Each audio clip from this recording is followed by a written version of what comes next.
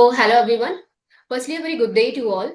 So, this is Harshita Sharma, your host for the day, welcoming you all to our second part of the Research Dialogue first session with Dr. Hannah Ranji Williams, who's the professor and head of Department of Ophthalmology in Pondicherry Institute of Medical Sciences, Pondicherry. As in the previous part of this session of our research dialogue, we have emphasized upon the peer review process and its significance, like how it plays an utmost role in the academic research and publication to deliver to deliver an authentic research to the scientific research community with Dr. Nikita ma'am. So I would just like to continue and extend this session with Dr. Hannah Ranji Williams. So it's a fact that it's pretty clear that it's very difficult nowadays in the artificial intelligence era to deliver an authentic research to the scientific research community, because nowadays we can see that everyone is using AI in a very huge amount. Like the use of AI has been widely expanded. So definitely somehow it's degrading the scientific content. So now I would like to extend this first session with Dr. Hannah Ranji Williams so that I can take her strong opinions and suggestions over this crucial issue in front of the academic research and publication. So good morning, ma'am. Firstly, I would like to extend my gratitude for offering me this opportunity to extend our session with you. And I am just welcoming you to be here with us. So, before starting with other things, I would like to mention about our new initiative. This is research, which is Research Dialogue. So, particularly for the young researchers and the scientists in academia. So, I would like to start with the highlights and some of the points. What are your suggestions and the insights upon the Research Dialogue, which is a new initiative, like how it can beneficial for the young researchers and how can we encourage young researchers to contribute to the scientific research community, and what beneficial and what important or the essential things can we do. So could you please highlight some of the points over this, ma'am? Hello, Harshita. Thank you so much for inviting me, and I look forward to discussing these things with you. I was very happy to hear about Research Dialogue because all researchers, not just young, even old, we have so many doubts. We have so many things which we want to clarify. We're not sure exactly how to go about things. And research, this is one of the most exciting times to be in research because things are changing, not just every year, but every month we find that there are new technologies, there are new articles published, which is changing the way that we go about doing our research. Things are not the same as they were even 5 years ago. So it's very exciting times. But at the same time, as things evolve in research, there are so many doubts how to go about things ethically, how to go about it. So I think research dialogues will fill that gap, and it will answer a lot of researchers' questions. Of course, new researchers are just starting out, so they're so lucky they have all these tools to use. And even as senior researchers, as guides, we need to be aware of these tools, how they can be used, how they can be misused. And we may not have the time or the facility to go about it. So we look to resources such as this to enlighten us so that we can guide our students, colleagues, and even our seniors on the best practices in medicine. Thank you. So it's wonderful to hear about these words about a new initiative, ma'am. So I would like to tell that the feelings are quite mutual. Even I am also very elated and excited to be a part of the research dialogue so that I can also contribute or share my suggestions with you. Before going ahead, so as you also belong from the academia, since how long you are in the academia, so I would like to ask about the significance of the academia, the academic research and the publication. So if you could tell us about something, what about the significance and what about the essential or the importance of this academic research and the publications to the scientific research community, so that we get to know about more points, and it would be very beneficial for the young researchers so that we can encourage them to do more. Yes, research is extremely, extremely important. It's important for us to know how to go about research and what to do. Research increases our understanding, how diseases work, why certain drugs are working, why certain procedures are not working so well. Research gives us a good understanding of the basis of disease and how to treat patients. And we live in the era of evidence-based medicine. We are not following our textbooks. For patient care, we follow our preferred practice patterns, and these patterns are set down after studying the current research and studying certain meta-analysis, systematic reviews. So all these systematic reviews and meta-analysis, they get their information by studying all the research on that topic, which is available in literature. So research is the basis for our clinical practice today. And in this era of evidence-based medicine, research is so important, and it translates into every clinician's bedside manner and the treatment that we give. And this gives us a standardized treatment. So whether you're in Western countries or Indian countries, it will be almost similar. Of course, things will be tailored a little bit to the certain global conditions, but otherwise there is a good standard of care, which is put down by evidence-based medicine. And this, of course, improves the final patient outcomes. It means that because there are standardization, the medical errors which occur are reduced a lot. It's not just based on my experience. This is based on experience which is done all over the world, and people have published their research and shown that this is the best way to go about things.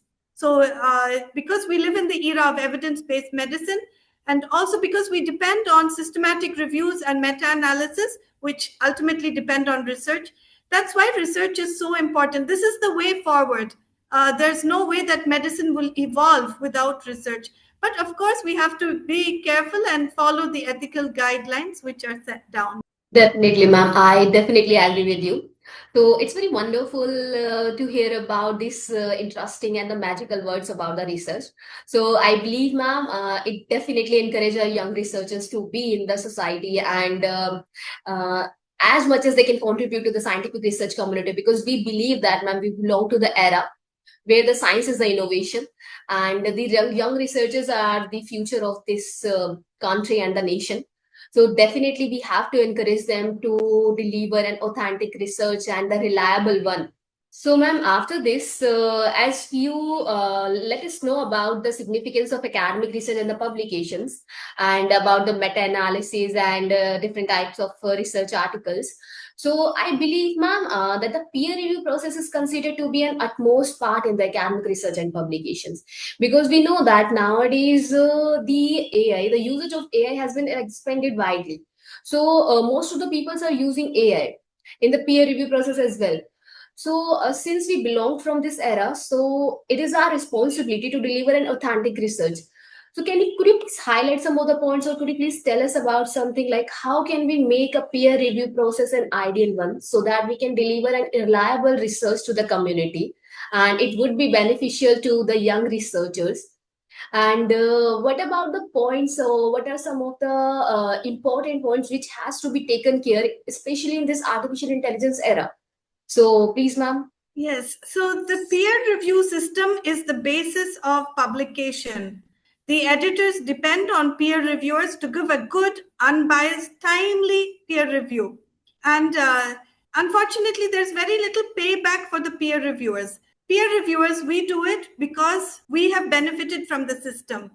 When we were young researchers, somebody who we don't know has gone through our articles, given their comments, suggestions to improve.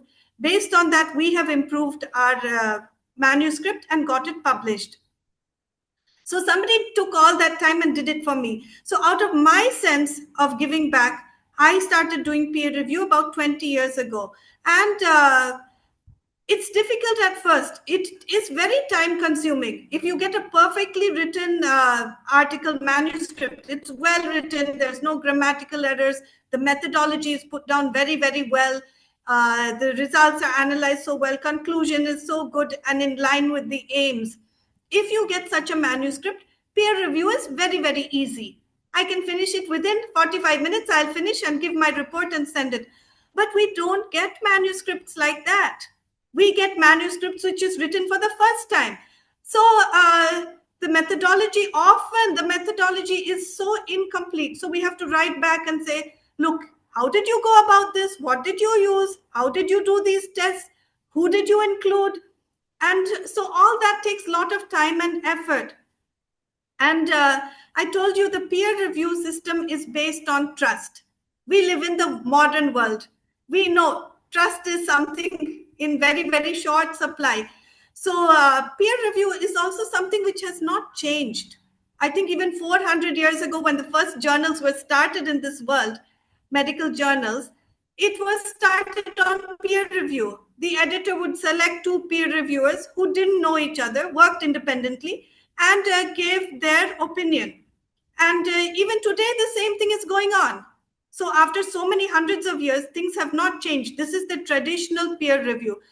And I think all editors will agree that it is so difficult to find a good peer reviewer because, first of all, people don't want to give up their time. We are hearing all new terms like work-life balance. Nobody wants to take work back home after their duty is over. They don't want to sit that to benefit some unknown person. Why should we do it? So true, ma'am. So true. That is becoming very, very difficult to find reviewers. And I'm sure you're aware that some articles we send to 15, 20 reviewers, please review, please review. So how are we selecting these reviewers? It has to be a subject expert, somebody who is very, very good in that subject. We cannot send to somebody in an unrelated field. So they have to be subject reviewers. They have to be people who will not be biased, who will maintain the confidentiality of that manuscript. They're not going to take the manuscript, keep it for 6 months. They must do it in a timely manner. Remember, the poor researcher is waiting at the other end to get yes or no. It's very difficult to find people who are willing to spend that time. It takes at least 1 hour per manuscript to review it properly. And they have to go through every word in the manuscript. They have to read it, look at the aims, the objectives. Are they relevant? Is the methodology given well? Is the analysis, statistical analysis done properly? So to find such reviewers is becoming very, very difficult. People have even referred to it as a peer review crisis.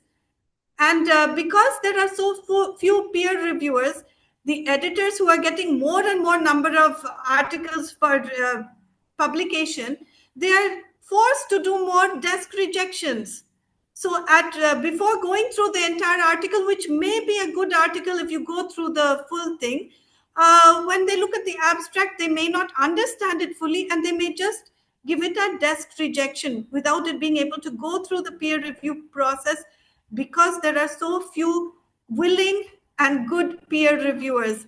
And I must say that consistently doing a good number of peer reviews every year is a difficult and arduous task. And the benefits are very, very few. So it's a difficult job. Now you said about the new advances. So there are technological tools, and I love shortcuts. I like using tools which reduce my work, and I'm all for that. And you can see, before, tools like Google were not used. Now we cannot imagine writing a manuscript without PubMed, without Google. So there are many ways in which these tools can be used. It can be used both by the authors and by the publisher to check for plagiarism. So it can see how much of this has been written originally. And it is much faster. Definitely computers are way faster than human beings. And but manually for us to search, has this image been published anywhere else? That will take us a very long time. Whereas AI can do such things very quickly. It can tell you this identical image has already been published. And then we can ask the authors, from where did this come? And AI can pick up things like statistical errors. Those can be picked up very, very quickly by AI. But it is a tool. It has to be used wisely by the human brain, which is behind the tool. So how AI can help is, it can help reduce the editor's load by checking some things like plagiarism and image plagiarism and statistics that it can help with. And I think in most publishing houses, it's already being used like that. It can also be used by peer reviewers like that. But there is a lot of problem with people just feeding the entire manuscript into AI and waiting for the report. So what happens then is we have total lack of confidentiality. Suppose I take the manuscript which you have sent to me today and I feed it into AI. It's gone into the big World Wide Web. Who will use it? Who will misuse it? How will the AI itself use it? They may use the same word somewhere else, the same results. So confidentiality is completely lost once you upload a manuscript to AI. And AI itself has something called AI bias. So it is like a child which has been taught various things. It only knows that much. It does not have critical thinking, lateral thinking, which human brain has. So AI bias, it may select certain reviewers without giving a proper reason or justification, or it may reject certain articles. Once it's rejected, when you ask the AI to explain why you've rejected this, it may not be able to give a valid reason as per our understanding. And we were discussing this few days ago in my department. And one of my juniors said very nicely, if my article is accepted by AI, I have no problem. But if it is rejected by AI, I cannot accept that decision. And I think that goes for all of us. Once it's accepted, we're so happy. We're not asking who accepted, why did they accept. But when it comes to the rejection, we want to know, why was this rejected? I have done my best. I have written it my best. So can we take an AI rejection? Have we reached that level of academic publishing and research integrity that we can accept it? I don't think so. Yeah, of course, the time may come in the future as the tools get refined. But at this stage, end of 2025, still we have not reached such a level. And AI itself is not ready to take such decisions. And also data storage. Remember, when manuscripts come, all the tables are coming. All of the analysis is coming. Where is this data being stored? Who has this final data? Who will misuse it? All of this becomes very, very difficult. And AI, I think, will never be able to compete with the critical thinking which human brain has. And remember, we are dealing with medical field. So a lot of confidentiality, a lot of ethical issues are there. And now we're getting more. People are patenting so many things. Their questionnaires, even they're patenting. The procedures, they're patenting. So once it's come into the AI, who has the intellectual property rights to such things? Will the authors lose their rights? And there's just so much, it's so open to being misused by anybody. So these are some of the fears that we have, but we also have high hopes for AI in the publishing field. We hope that it will reduce the editor's workload, it will reduce the peer reviewers' workload, but I don't see it completely replacing either editors or peer reviewers in the near future, unless there are some great advances. That's so true, and I completely agree with your points. And to be very honest, ma'am, it's very interesting to hear about peer review process in detail with you. So now I can say that no doubt why peer review process holds an utmost role in academic research and publication, because this is the only thing by which we can maintain the quality and the integrity of our scientific journals and the scientific research, which is very essential. So, as you let us know about the peer review process in more detail, which is emphasizing upon the artificial intelligence, involvement of artificial intelligence nowadays. So, wouldn't it be wonderful if you could let us know about some of the strategies which has to be used nowadays to avoid the use of AI, and how can we encourage our young researchers and the peer reviewers so that it would lead to deliver authentic and the reliable research to the scientific research community? Because as you quoted very well that the peer reviewers play a very important role in maintaining these quality of our research. So definitely we have to encourage them to do reviews as per their subject expertise and as per the honest reviews. And we don't want to encourage the use of AI as a whole, that they can be replaceable by the AI. So definitely it's very essential that the human judgment is necessary. We can use the AI, but it has to be in some extent that it can't replace the humans. That's why we can say that the human judgment is very utmost to deliver an authentic research and maintain the integrity. So could you please let me know about some things about it? what strategies can be incorporated, or how can we encourage our young researchers? Yes, I think that we already give some points for people who are doing peer review.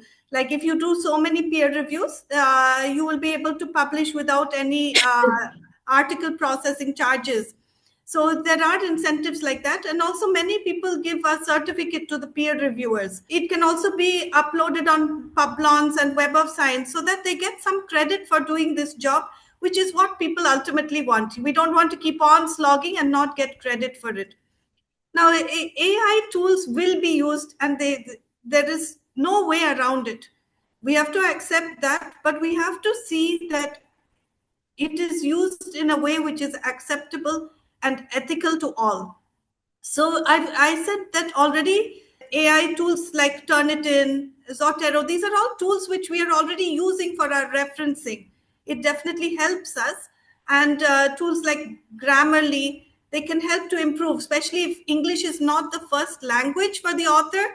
Tools like Grammarly are acceptable, but they have to put the disclaimer that they have used these tools while preparing the manuscript. So disclaimers are very, very important.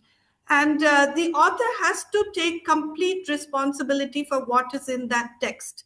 They cannot say that some people have joked that AI should be listed as one of the authors for these articles. So AI cannot be one of the authors, and AI will not take responsibility. So somebody has to be responsible for what is published, and it is the authors and also the publishers who are responsible. So when peer reviewers try to use AI, honestly, it's quite easy to detect it because we know how doctors and nurses and dentists, how they write the review. Once they have read the manuscript, if we get 15 to 20 words, we are lucky. 100 words is very, very good. Whereas an AI generated review will be like a beautiful essay. They will summarize the article so well, and then they will give the points for the strengths and all. So then we know that it's highly unlikely that anybody has taken time out of their busy schedule to read this unknown manuscript and write such a beautiful, well rounded, perfect peer review. So if something is too perfect, we suspect that AI has been used. And what we do is when we have a very strong suspicion of this, then we stop sending articles to such reviewers because we are not waiting for peer review. We're not waiting for we're not so desperate that we want AI to do it. And if it's going to be such, why can the editorial assistant not send to AI themselves? They can send and do it, leaving out the peer reviewers. So that is not correct. That is not what we expect from the reviewers. We expect them to read it manually. They can take some help from some plagiarism checks. And I think often that is done at the editorial office itself. And we expect them to go through it word for word. They have to see the methodology. They have to see, is this the correct way in which this research has been carried out? They have to read the tables, every word, every number. We expect to be checked. Is there any sort of problem in the analysis? So this, and of course, ethical issues cannot be picked up. Empathy, ethical issues cannot be picked up by a human being. It cannot be picked up by AI. Yes, we do hope AI will play a role. At the moment, very suspicious of it, especially in review. It's not what we get reviewers. We want them to review as though they are fully involved in it, go through it, give good suggestions to improve. How can they take this manuscript, which may be subpar, and improve it to such a level that it can be published in a good index journal, which is the aim for everybody. Definitely, ma'am. Well, it's very well said that about the peer reviewers and the use of AI, and how can one can be benefited, and how much extent they have to use it. So, firstly, I would like to thank you for highlighting these amazing and the interesting points about the concerns which are nowadays particularly in front of the academic research and publication. So I believe, ma'am, this would definitely help us in enhancing the quality of our research, and it will definitely adds to encouraging the young researchers so that contribute more, and they will definitely go ahead with the research. Also, ma'am, as you have quoted so well about the peer review process and the involvement of AI and how can we enhance the quality and just avoid the use of AI, because we know that very well that somehow it is degrading these qualities.